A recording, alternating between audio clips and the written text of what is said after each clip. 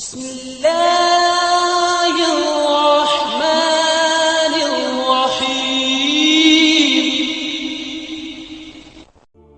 ہم انسان بہت جذباتی ہوتے ہیں، ہمیں ہر چیز جلدی چاہیے ہوتی ہے۔ ہم کن صرف پڑھتے ہیں لیکن فیکن پر یقین نہیں رکھتے، جبکہ اللہ اور انسان کے درمیان سب سے گہرا رشتہ یقین کا ہی تو ہے۔ اللہ پر بھروسہ رکھتے ہو نا، تو پھر اپنی قسمت سے کیوں ڈرتے ہو؟ یقین رکھو کہ وہ تمہیں لڑکھڑاتا ہوا تو دیکھ رہا ہے، پر کبھی گرنے نہیں دے گا انشاءاللہ۔ کبھی شک نہ کرو کہ اللہ تعالیٰ کیا کر سکتا ہے۔ رب العالمین پلک جھپکنے سے پہلے چیزوں کو بدل سکتا ہے، اس لیے پریشان نہ ہو۔ وہ آنسوؤں کو خوشیوں میں بدل سکتا ہے، وہ اچانک بند دروازے کھول سکتا ہے جو آپ نے کبھی سوچا بھی نہیں تھا کہ کھلے گا۔ آپ کا کام صرف اللہ پر بھروسہ کرنا ہے اور صبر کرنا ہے۔ انسانی فطرت ایسی ہوتی ہے کہ جو اس دل کو تکلیف پہنچاتا ہے اور توڑ دیتا ہے، یہ پھر بھی اسی کی طرف بھاگتا ہے، اس امید کے ساتھ کہ اس دل کو وہیں سے سکون ملے گا، حالانکہ وہ چیز یا وہ شخص کبھی بھی آپ کے لیے سکون کا باعث نہیں بن سکتا، جس کی وجہ سے آپ کی روح بے سکون ہو۔ محبت سکون کا دوسرا نام ہے۔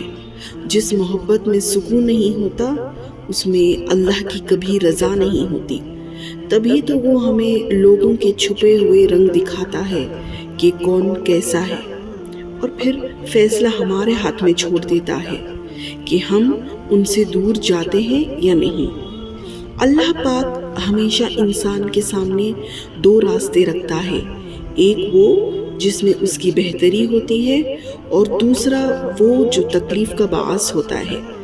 یہ آپ کا انتخاب ہے کہ آپ کس کی طرف بھاگتے ہیں، اور مت بھولو کہ یہ دل وہی جڑ سکتا ہے بس جس نے اسے بنایا ہے۔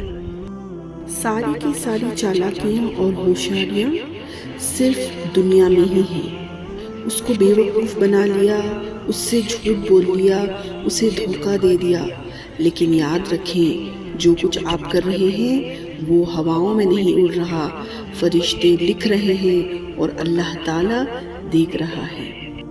اللہ نے تمہیں پریشان دیکھا ہے، اللہ نے تمہیں خاموشی سے بکھرتے دیکھا ہے، تمہارے آنسو، تمہارے درد کو جانتا ہے وہ، تمہاری روح کو کمزور پڑتے، تمہارے دل کو ٹوٹتے ہوئے دیکھا ہے، تمہارے ذہن کی نسوں کو پھٹتے دیکھا ہے۔ آج ہمت کرو وہ باتیں سن کر جو تمہیں تکلیف دے رہی ہیں۔ جلد سب کچھ ٹھیک ہوگا، تم صبر کرو، بس صبر کرو، صبر کرو۔ اگر تم اداس ہو، بہت پریشان ہو، ہر رشتے سے بھروسہ اٹھ گیا ہے، تمہارا اعتماد بری طرح سے ٹوٹا ہے، تمہیں زندگی سے نفرت ہونے لگی ہے، تمہیں یوں لگتا ہے کہ تمہارے پاس جینے کی کوئی وجہ نہیں بچی، اور تم نا امیدی کی اس دہلیز پر کھڑے ہو جہاں تمہیں کوئی روشنی کی کرن نظر نہیں آ رہی، تو تم اداس مت ہو، مت توڑو خود کو، اپنا سر اٹھاؤ، دیکھو اس آسمان کو جس کے سائے میں تم کھڑے ہو، پھر جھکاؤ اپنے سر کو، دیکھو اس زمین کو جس میں پاؤں جمائے تم کھڑے ہو، پھر سوچو اپنی ذات کو، کیا تمہیں اس سے نا امیدی کے لیے بنایا گیا ہے؟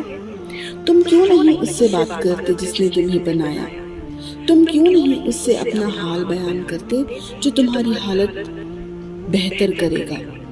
تم کیوں پریشان ہوتے ہو جبکہ یہ جہاں اسی کا ہے؟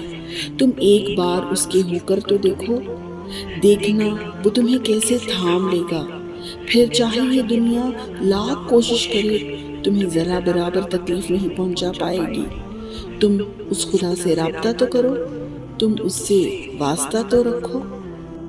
شاید مخلص ہونا غلط ہوتا ہے، اپنی خوشی سے زیادہ دوسروں کی خوشی کا خیال رکھنا بری بات ہے، صاف صاف بات کرنا اور صحیح غلط کا فرق بتانا بری بات ہے، یا پھر کسی کو اس کی لمٹس بتانا بری بات ہے۔ تو ہاں میں بہت بری ہوں، کیونکہ میں ایک انسان ہوں اور انسان صحیح اور غلط کا مجموعہ ہے، اور میں ان لوگوں کے ساتھ نہیں جڑ سکتی جو بے مثل باتوں کو بڑھا دیتا ہے۔ میں ایک عام سی انسان ہوں، جبکہ نظر میں اللہ کے احکام اور دین اسلام کا صحیح راستہ ہی اسے بھاتا ہے، اور اپنے گھر کی 4 دیواروں کو عزیز رکھتی ہوں، کیونکہ یہ سب مجھے غلط اور صحیح کے ساتھ قبول کرتے ہیں۔